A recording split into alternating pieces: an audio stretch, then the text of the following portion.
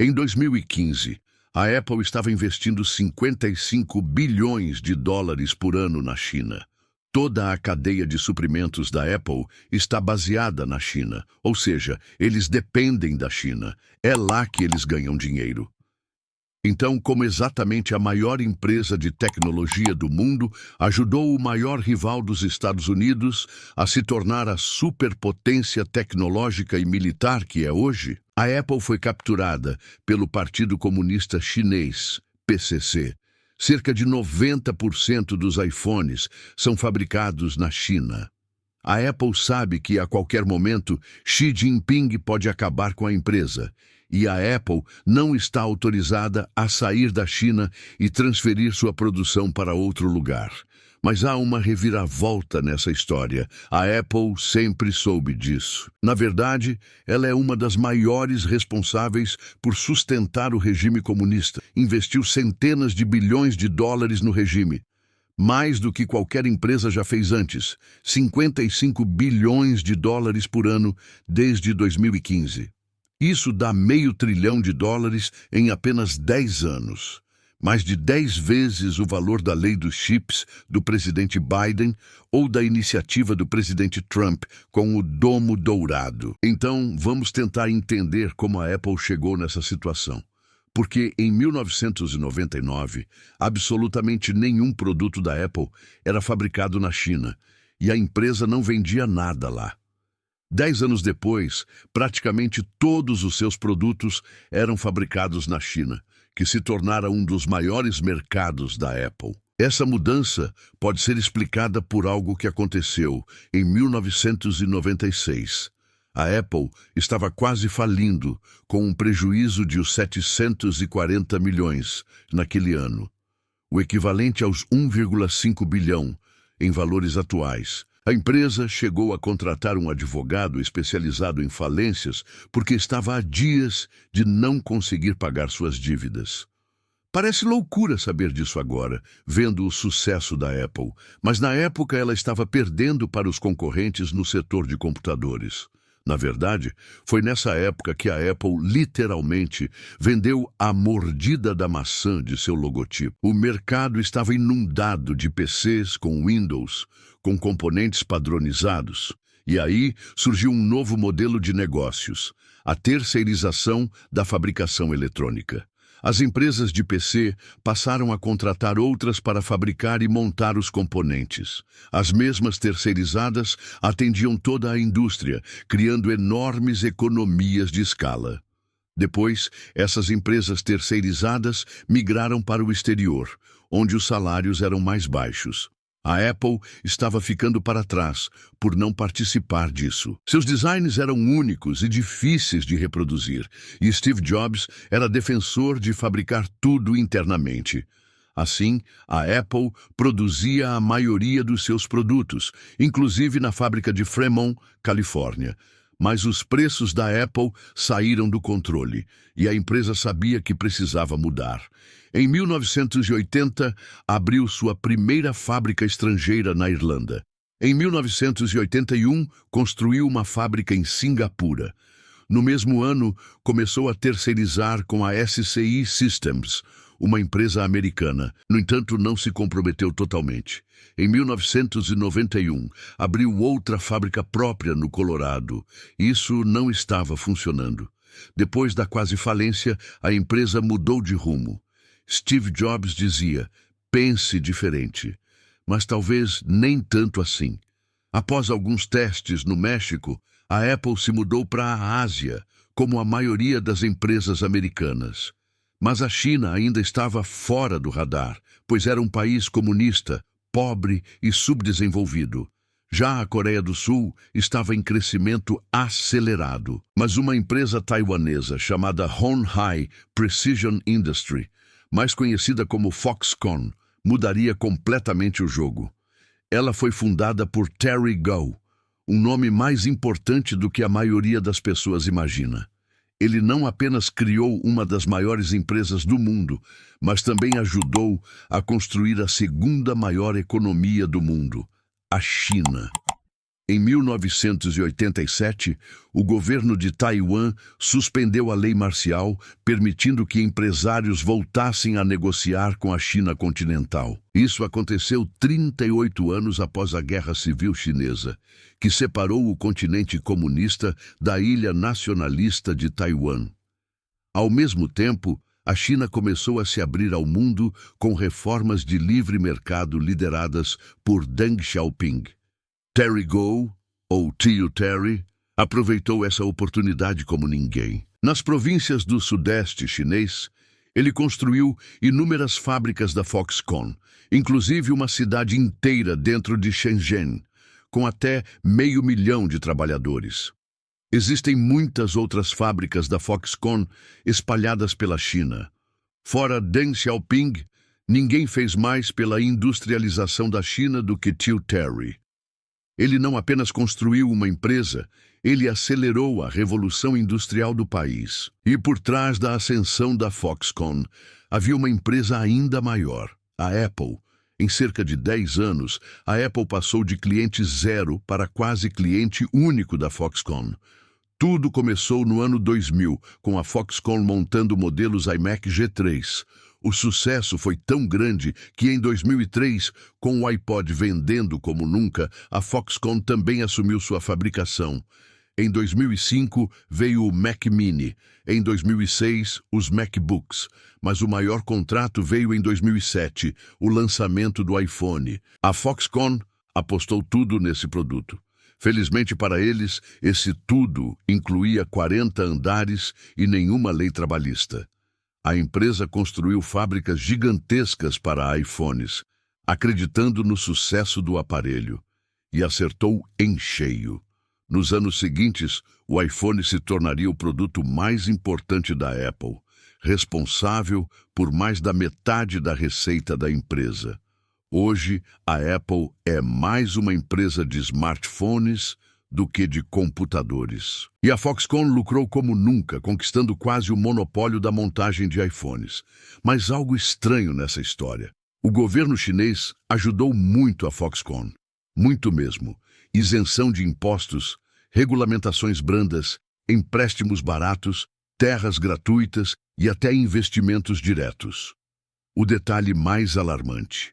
O PCC permitiu que a Foxconn explorasse os trabalhadores chineses.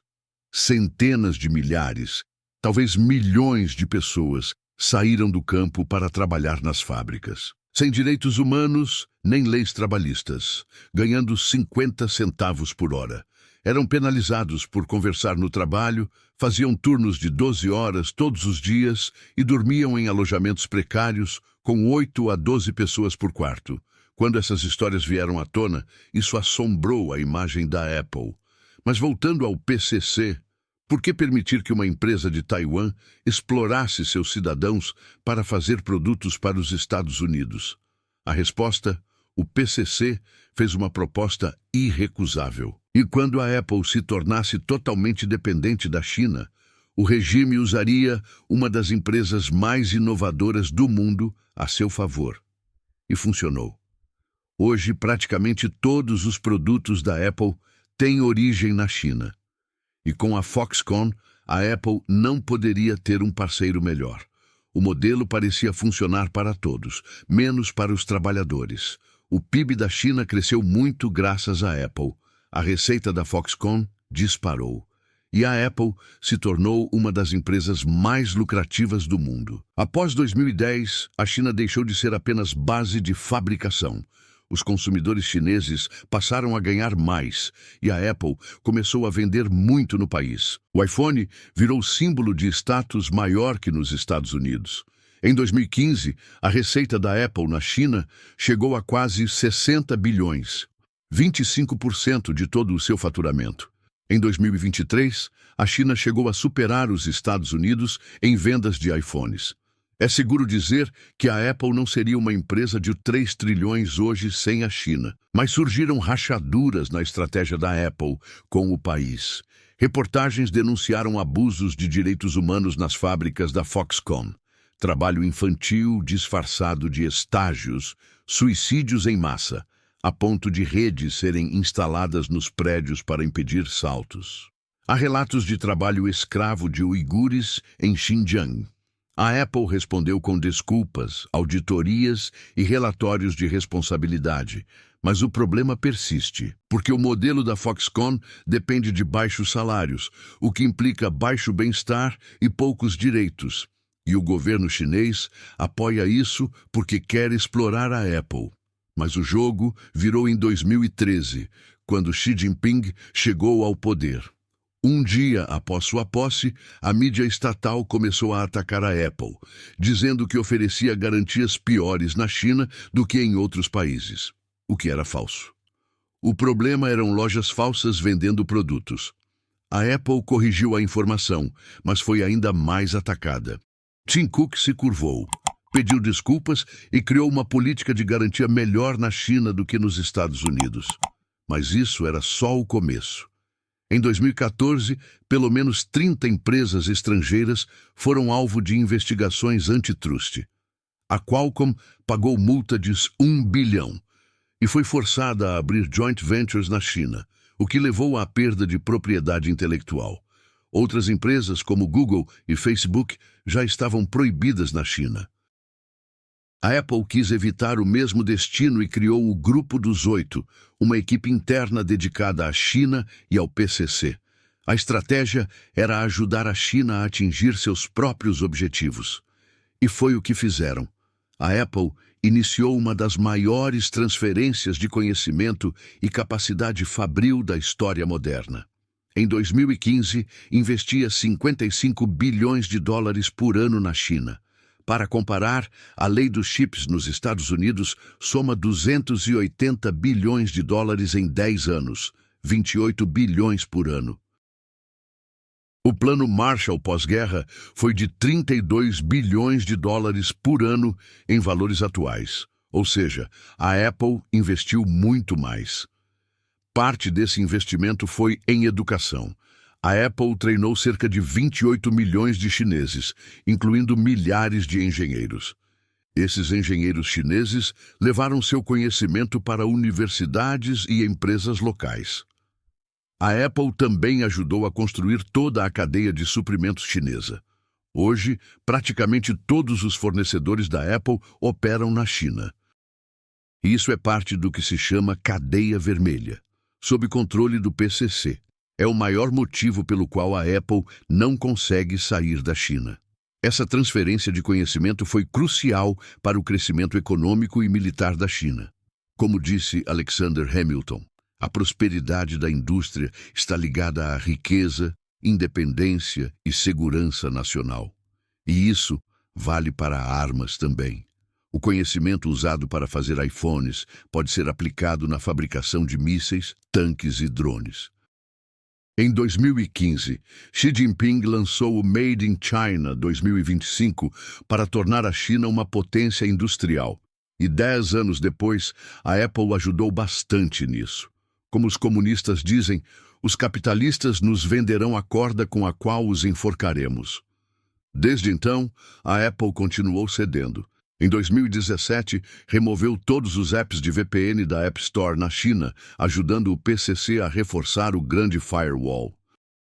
Também removeu o app do New York Times, armazenou dados de usuários chineses em data centers estatais, bloqueou plataformas de podcast, apps de Bíblia e Alcorão e limitou o airdrop durante protestos. A Apple virou cúmplice do regime. Isso é chocante vindo de uma empresa americana.